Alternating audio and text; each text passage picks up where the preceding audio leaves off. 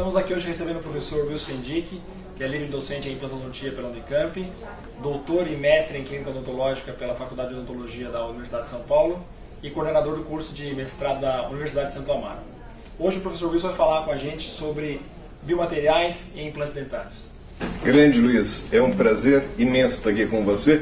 Quando soube que você seria um entrevistador, fiquei contente porque nós temos uma longa história de afinidade, não é verdade? Sem dúvida, uma satisfação muito grande e dentro de um tema, biomateriais, que é um assunto, eu diria, um dos principais assuntos dentro da implantodontia, pela forma com que ele evolui e pela forma com que a gente emprega aqui no Brasil. Eu acho que não teria um nome melhor para iniciar esse nosso assunto que o teu nome. E já vou logo com uma pergunta. Eu agradeço o carinho. Sempre. Que é a seguinte: na sua opinião, dá para identificar a melhor combinação entre o implante dentário e o biomaterial? Como é que você associa esses dois materiais, aloplásticos ou não, no caso do biomaterial? Como é que você emprega isso? Qual é a tua forma de visão, com a tua vasta experiência dentro da periodontia e da implantodontia? Eu acho que o papel histórico do biomaterial acaba sendo o de substituir o enxerto autógeno. O enxerto autógeno sempre foi considerado o padrão ouro dos enxertos, o enxerto ideal. Contesto. Porque se fosse o enxerto ideal, nós não estaríamos procurando biomateriais para substituí-lo. O enxerto ósseo autógeno, ele é o ideal academicamente, na histologia, na lousa. Mas, do ponto de vista prático, o enxerto ósseo autógeno machuca o lugar onde é tirado. O enxerto ósseo autógeno, ele não é estável com o tempo. Ele fica lindo nos primeiros períodos de reparação, mas existe uma reabsorção tardia, que é importante, significativamente importante. O biomaterial tem como característica o fato de você não tirar de nenhum lugar, não precisa ser colhido, não precisa ser transplantado, ele está dentro de um vidro ou de uma caixa, e o fato de que ele tende a ser estável em relação à sua colocação.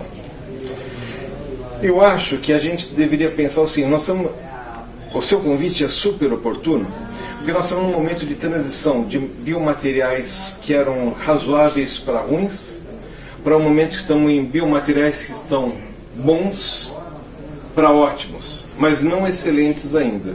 Nós estamos num processo de evolução dos biomateriais. E os biomateriais, o espectador tem que se lembrar sempre que a conversa de biomateriais é justamente para o indivíduo que perdeu o dente, teve uma atrofia da maxila ou da mandíbula e não tem osso suficiente para colocar o implante. A combinação de biomaterial com implante é uma relação de ovo e galinha, é uma relação de onde um existe sem o outro. Para o indivíduo que não tem osso, ele não pode ter implante. O biomaterial é uma forma de se criar osso. É esse ponto que nós estamos. Temos muitos biomateriais, Dr. Luiz, muitos. Nenhum deles ideal. Mas lembrando também que o autógeno não é ideal. Sem dúvida.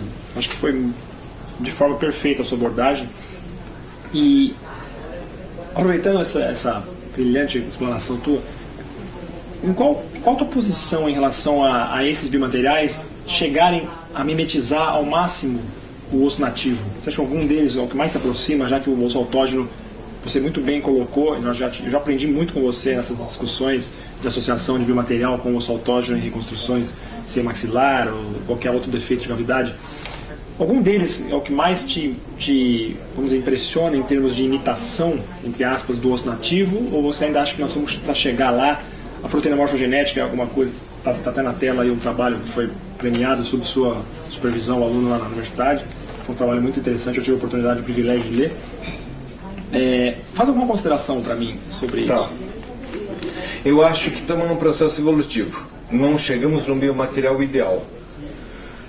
Das hidroxiapatitas densas, que são os avós dessa história, as primeiras hidroxiapatitas da fim da década de 80, começo da década de 90. Para hoje, melhoramos muito. As hidroxiapatitas densas se transformaram em porosas, o que aumentaram o processo de osteocondução, ficou bom. Temos a liofilização do osso, que é uma coisa que atende muito bem um país desse tamanho, continental como o Brasil, onde parte da população que está perto de um banco de osso pode usar um osso fresco e congelado, mas uma população que está longe desses centros, desses bancos de ossos, só poderia usar o liofilizado. O Brasil começa a liofilizar o osso hoje. O Brasil tem alguns bancos de ossos em funcionamento de boa qualidade.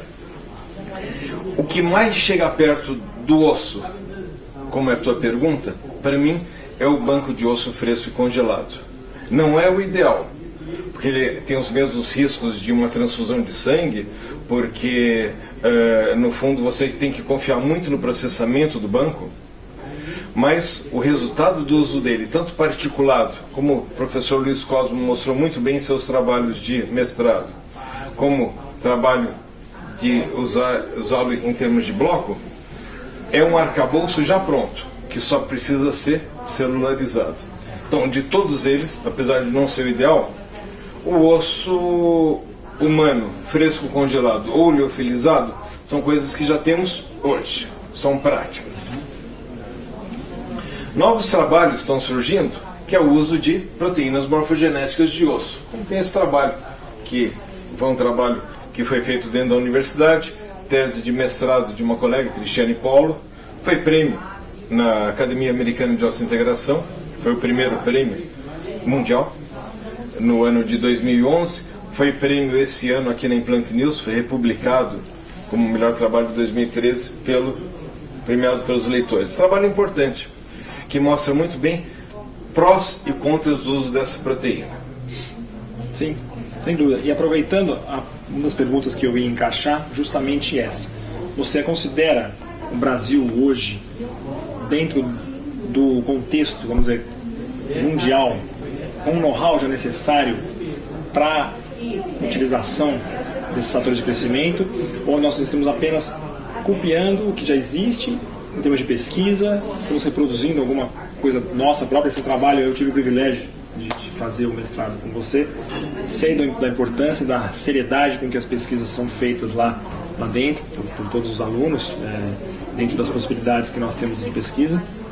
O que você tem a dizer sobre isso, essa parte do know-how do Brasil em relação ao uso de fatores de crescimento, não só associado à proteína morfogenética, também a aplicabilidade de medula autóloga? Alguns centros estão fazendo centrifugação, a medula aspirada, a medula mais célula-tronco de dente-tecido. Dá uma apanhada. Vou dar uma apanhada geral.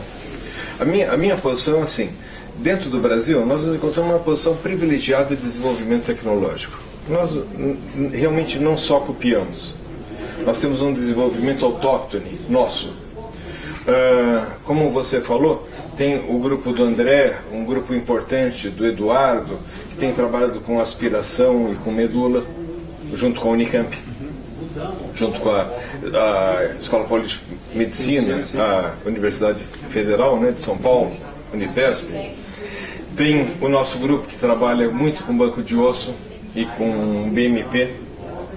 E esses trabalhos, eles não têm sido publicados aqui só. Não é um trabalho para consumo nosso, interno. Porque se publicar em português, infelizmente, ele vira consumo interno. Porque o mundo não lê português.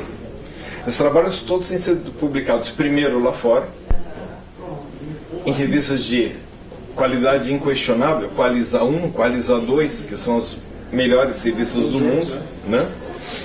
E hoje é uma coisa muito interessante. Quer dizer, nós temos as empresas dando um apoio a tudo isso. Nós temos empresas que trabalham com hidroxiapatita de origem bovina no mercado há muitos anos no Brasil. Nós temos empresas que trabalham com hidroxiapatita mineral há muitos anos no Brasil. Nós temos os bancos de ossos, Banco de Ossos da Santa Casa de Misericórdia de São Paulo, Faculdade de Medicina da USP, Marília, Unimar e por aí afora, que atendem muito bem tanto o mercado de pesquisa quanto o mercado clínico-cirúrgico. Desenvolvemos o ciclo, eu acho que com a liofilização do osso, nós desenvolvemos o ciclo completo. Concordo. Mas aí, Luiz, ainda a tecnologia veio de fora. Falei, o que fizemos nós? Nós, o Brasil.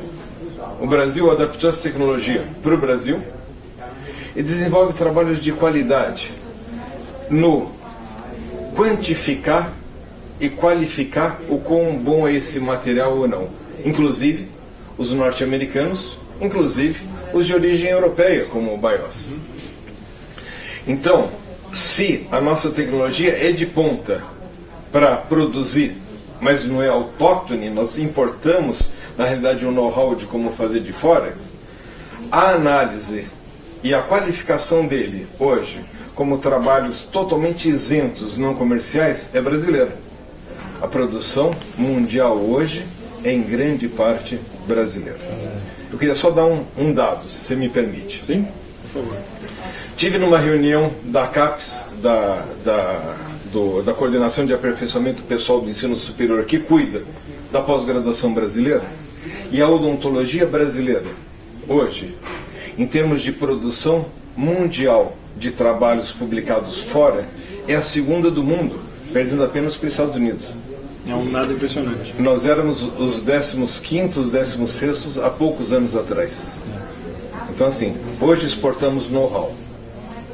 Hoje nós exportamos qualificação. Perfeito. Exportamos trabalho. Eu acho que a nossa conversa é sempre uma conversa muito boa. A gente pode se estender aqui pela tarde toda. Tive o privilégio de receber o meu professor, Wilson Sendic. Abordamos a importância dos biomateriais, a evolução dos biomateriais na odontologia, combinados aos implantes, o know-how dos fatores de crescimento hoje no Brasil. O Brasil reproduz muito, é uma notícia importante que a gente teve sobre dados de publicação na CAPES. Então eu só tenho a agradecer a tua presença aqui, e também o privilégio de estar te entrevistando aqui hoje, que é uma coisa inusitada. Eu sempre fui eu que te escutei bastante, continuo te escutando hoje, mas eu que te interpelei. Muito tá bem, o privilégio foi todo Obrigado. meu, mas estou sempre às ordens. É sempre um prazer estar aqui com vocês. Obrigado.